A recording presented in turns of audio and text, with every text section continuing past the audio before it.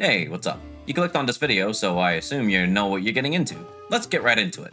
We'll be covering all of GU's shot types in this guide, since there are a lot of them, as well as briefly covering how shot recoil and reload speed work, as well as a brief reiteration on the concept of critical distance. Got it? Good. As you know, recoil limits how often you can shoot a type of shot in a row, determining how long you're stuck recovering from the recoil generated by a shot. Each shot type has a specific level of recoil, and your bowgun also has a recoil rating shown on the first page of your details. Based on the difference between these values, the game gives you one of three stages of recoil: none, low, or high. Ideally, if you're shooting a specific kind of shot a lot, you want to minimize its recoil as much as you feasibly can. Now for the details. From worst to best recoil ratings, it goes maximum, very high, high, average, some, low, very low, and minimum. Internally, there also exists 2 stages of maximum recoil and 3 stages of minimum recoil, but you're practically never going to see those, so it doesn't matter. For clarity, I made this chart a long while back that displays what recoil ratings generate what stage of recoil. See the pattern? It always goes from none, then it has 2 stages of low recoil, then it goes to high recoil the worse your recoil rating is. For simplicity's sake, I've chosen to just show you what recoil rating your bowgun needs at minimum to have no recoil when firing a shot. As for light bowgun's rapid fire mechanic, remember that it completely ignores your recoil rating and has its own wait times.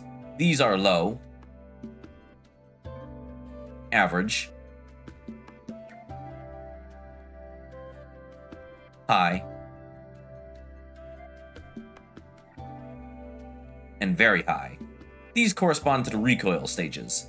Low is none, average is some, high is some with a bit of extra time in between shots, and very high is high, also with the extra time between shots. Now for reload speed. It works exactly like recoil, but is taken into account whenever you reload instead, determining how long you'll be stuck reloading the shot. From worst to best reload speeds, it goes slowest, extremely slow, very slow, slow, below average, average, above average, fast, very fast, and fastest. Do note that a lot of online databases seem to incorrectly list some bowguns as having very slow reload speed, when really they have slow reload speed in-game. The same goes for the fast rate of reload speed bowguns. They're incorrectly listed as very fast. Here, the reload speed stages goes from fast, then average, then slow. Unlike recoil, they have 3 stages where reload speed is average instead of 2. Also, for simplicity's sake, I've chosen to display what reload speed rating your bowgun needs to have to reload a shot at the fastest speed. Now for critical distance. A lot of shots in the game deal different amounts of damage based on the time or distance it has traveled before hitting the monster. The time at which shots deal the most amount of damage is called critical distance. Please do not confuse critical distance with critical hits, which is based on your affinity. There are different mechanics that affect your damage in different ways. Critical distance is easily shown in-game as a screen shake and a white-yellow hit spark. When this happens, your shots get a 50% damage boost. Other distances include normal distance with an orange hit spark and no damage change, long distance with a red hit spark and a 20% penalty to damage, and extra long distance with a yellow hit spark and a 50% penalty to damage. Not all shots' damage change based on their distance, and I'll point them out where necessary. Before we dive into the Compendium, let's briefly talk about the graphic I'll be using for them. The top entries contain the name, category, and carry count of the shot, which should be self-explanatory. The category of shot will show if it's a common or internal shot. Common shots can be taken in your item pouch before you start hunts, and you can make more of them using combined materials. Internal shots are specific to each bowgun. You can't take them into your pouch, and you can't make more of them. Once you run out, that's it. Below that is the basic stats of all shots. Damage is self-explanatory. Bigger number, more damage. Next are the requirements for no recoil and fast reload speed. These are the minimum ratings your bowgun must have to achieve no recoil when firing, and the fastest reload speed. Finally is siege capacity, the heavy bowgun specific mechanic. Siege capacity is the same for all heavy bowguns, and ignores base capacity. If it isn't listed here, then the shot cannot be sieged. Below that will be the rapid fire entries. This is for light bowgun's rapid fire mechanic, where you fire a volley of shots instead of just one at a time. This part will list, depending on what kind of rapid fire your light bowgun does, how many shots are fired, how much weaker each individual shot is in the volley, and how long the wait time is when firing the volley. If you need more details about rapid fire, go check the light bowgun guide. Below that is the specifics of how each shot works. I'll usually reiterate it by voice though. And below that will be how much you can make more of each shot, if it's a common shot. Those entries will be listed per level, as well as their base success rate and how many you make per attempt. Time to cover all the shots. We'll start out with the common shots, which all bowguns are able to use depending on compatibility. You must take these shots in your item pouch before hunts, but you can combine more of them to use mid-hunt using combined materials. Starting it off with the normal family of shots. They all work somewhat differently depending on level. Level 1 you'll always have on you when you're looking through shots to load. It's basically there in case you've run out of shots and are getting desperate. Never use these otherwise. When you fire it, it hits the monster once and disappears. It deals the lowest amount of damage out of the conventional shots. Level 2 shots are what you'll be using more often. Like normal S level 1, it hits the monster once and disappears.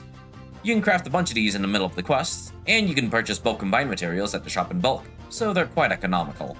Lastly is level 3. Level 3 is weird because each hit deals less than normal 2s, but it can ricochet after each hit on the monster. In theory, these bounces are unlimited, but in reality they're extremely inconsistent. Like, if you shoot the same spot of a monster from a slightly different angle, you may bounce more or fewer times. That's why we don't really use level 3s in this game, on top of the fact that the bounces do not benefit from critical distance modifiers, only the first impact.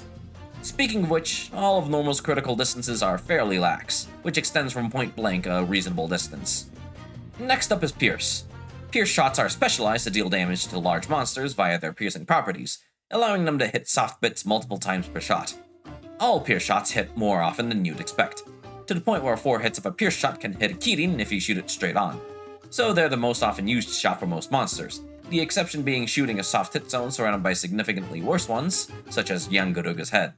In only those cases, you'd want to use normal shots, but in every single other case, including those where you shoot monsters made up of entirely bad hit zones, such as Snowbear and Lagombi, you'd still use Pierce. Another quality of Pierce is that the hit count is tracked per shot, and not per monster. For example, if you shoot 2 monsters in a row with Pierce S level 1, then you'd only hit up to 3 times shared between both monsters, not 6 times. Out of the Pierce family, Pierce S level 1 is the best and most often used out of any shot ever. The reason is mostly due to how the damage is distributed on Pierce S level 1. Note that it deals 9% per hit for 3 hits. If you look at, say, Pierce S level 2, then you'll see that its total is 28%, compared to the 27% of Pierce 1. But over exactly 3 hits, Pierce 1s have dealt their whole 27% of damage, while Pierce 2s have only dealt 21% damage. The 4th hit may not even land on the best hit zone, and most hit zones in the game are sized well enough for 3 hits to be the perfect amount, so you'll generally see a reduction in damage of Pierce 2s. They're faster to load than Pierce 3s, however. The Pierce family's critical distance doesn't start from point blank, but rather starts a fair distance back, so you need to stand a fair distance away from the monster.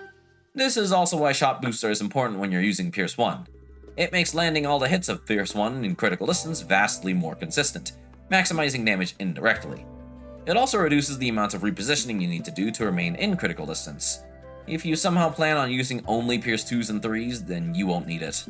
Speaking of which, let's expand a bit more on what Shot Booster does. You likely know that it increases critical distance, right? Shot Booster specifically increases the distance backwards that counts as critical distance. It does not extend the critical distance towards you. See this demo where I shoot this lag top from barely inside critical distance, one with Shot Booster and one with not? Now for Pellet.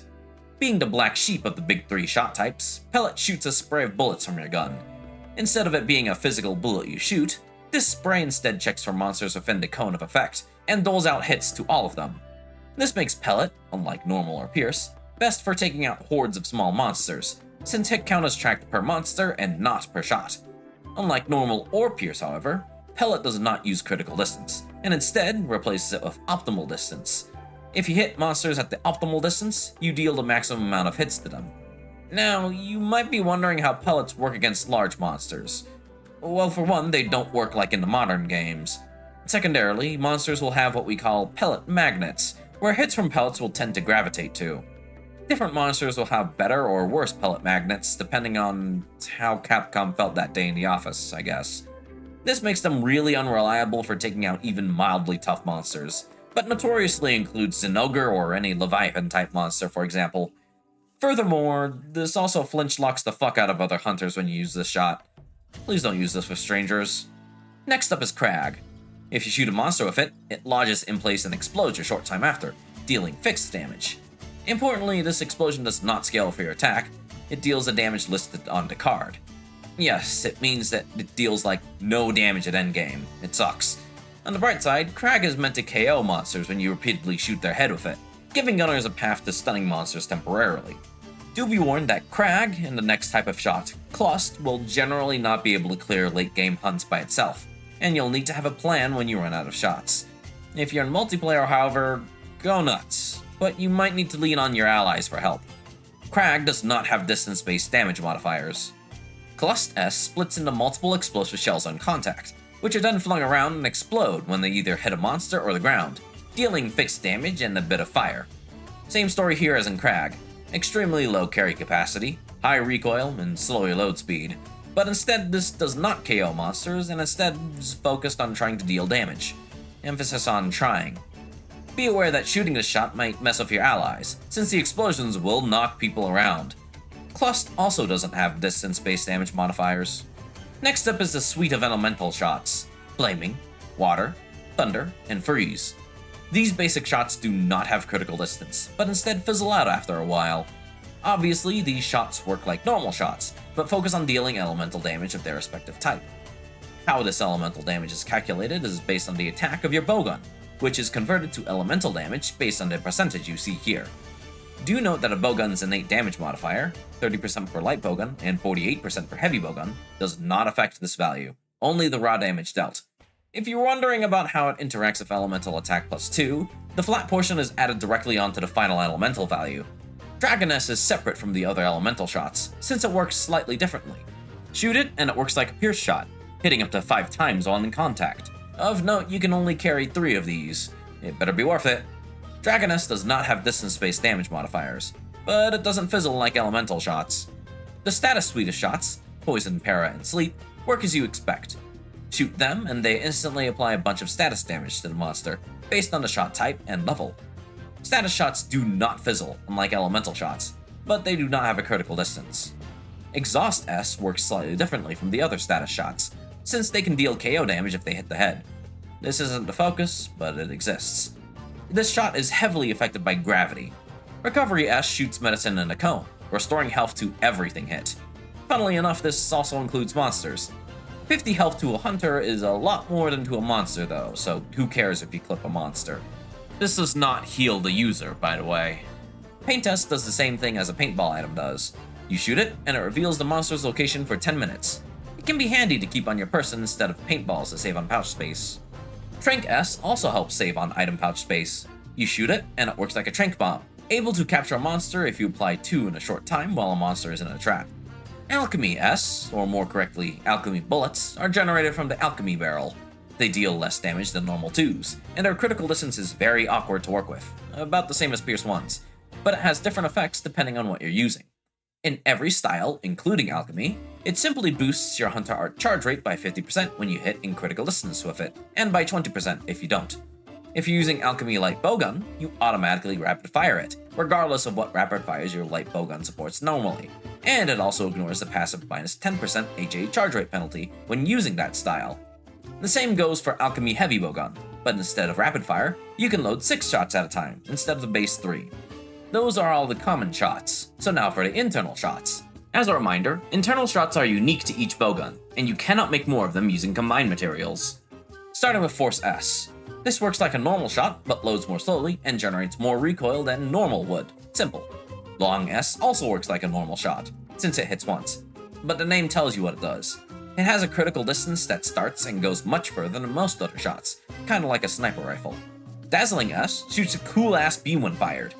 This does not have distance-based damage modifiers, but hits really hard regardless of range. Definitely worth trying out an internal shot focused set for. Heavy S works like Heavy Arrows and Bow. It's simply a normal shot that is affected by gravity much more than other shots. Sting S automatically crits whenever you hit a shot hit zone of 45 and up, kinda like a built-in weakness exploit. Stone S deals slightly more stagger damage than a normal shot does. Cannon S shoots out a big cannonball that explodes on contact, dealing fixed damage immediately, unlike Crag. It also deals a small amount of KO and exhaust damage. It does not have distance-based damage modifiers. Triblast S works like Crag, but explodes 3 times.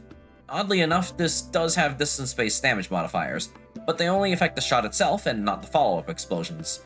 This will hold true for many shots that do things after impact. The level 2 versions of the elemental shots simply work like stronger versions of the level 1 elemental shots, as does Dragon S level 2. What's more interesting is the piercing elemental shots, which work like Pierce but for element. Do note that despite these piercing shots having Pierce in the name, they do not benefit from the armor skill Pierce Up. While critical distance does affect these shots, the modifier only applies to the raw damage of the shot, which is small potatoes compared to the actual element, so you don't have to care about the critical distance here, got it? Slicing S is a carryover from previous games in the series, but reworked to an internal shot here. When you shoot them, it lodges into the monster and explodes in a blaze soon after. You may ask, does the slicing deal cutting damage since it severs tails? No. The damage is calculated off the shot type its own, but contributes to a tail sever just like any actual cutting weapon would. These shots have distance-based damage modifiers, but they do not affect the slicing portion. Alongside Dazzling, this is also a popular internal shot to make a set around. Shrapnel S lodges into the monster on contact, then sprays out a bunch of pellets. It's about as effective as you'd expect, which isn't really that much. Only the initial shot has distance-based damage modifiers. Wyvern S is also a carryover from previous games. When you pull the trigger, you'll charge up for a bit, then fire forward, kinda like a Wyvern's fire from Gunlance. Unlike Gunlance, however, this explosion actually scales off of your attack. You also deal a bit of fire damage, and this doesn't have distance-based damage modifiers, obviously. Blast S works like the other status shots, but adds a bunch of blast damage. Poison Smoke S emits a cloud of poison smoke on contact. Flash S works like a flash bomb, but you shoot it, obviously. Dung S works exactly like a dung bomb does, applying soil to a monster at range, potentially making them leave an area. It also instantly ends pins if you shoot a monster that's pinning a teammate. The buff suite of shots includes Demon, Demon Affinity, Armor, Super Armor, and Demon Armor. They all apply different buffs in a cone when fired. Unlike Recovery S, however, you won't apply the buffs to monsters. Since you shoot the buffs forward, you yourself will not benefit from the buffs, obviously. Remedy S works like Recovery S, but also removes abnormal statuses and increases natural recovery rate, like an immunizer item would. And finally, Group Recover S works like a life powder, immediately restoring the health of all allies in the same area by 20, no matter where they are. And that's it. Okay, you can go back to the individual bowgun guides now.